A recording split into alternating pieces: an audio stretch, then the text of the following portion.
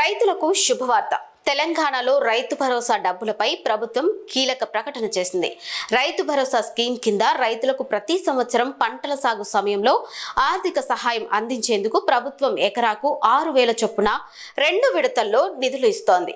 ఈసారి రబీ సీజన్ కు సంబంధించిన రైతు భరోసా డబ్బులు జనవరిలోనే రైతుల ఖాతాల్లో జమ చేస్తామని ప్రభుత్వం చెప్పినా ఆలస్యం అవుతూ వచ్చింది. దీంతో తెలంగాణ రైతులు గత కొన్ని నెలలుగా ఈ నిధుల కోసం ఎదురు చూస్తున్నారు. ఈ నేపథ్యంలో వివేక్ వెంకటస్వామి రైతు భరోసా నిధుల విడుదలపై కీలక ప్రకటన చేశారు. రైతుల సంక్షేమం కోసం ప్రభుత్వం కట్టుబడి ఉందని తెలిపారు.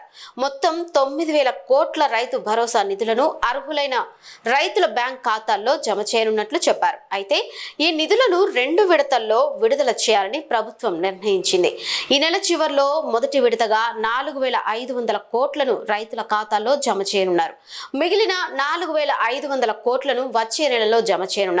ముందుగా 3 ఎకరాల లోపు భూమి ఉన్న రైతుల ఖాతాలో డబ్బులు జమ చేసే అవకాశం ఉంది. తర్వాత 4 నుంచి 5 ఎకరాల వరకు భూమి ఉన్న రైతులకు ఏప్రిల్ 1 లేదా 2వ వారంలో నిధులు జమ చేయనున్నట్లు సమాచారం.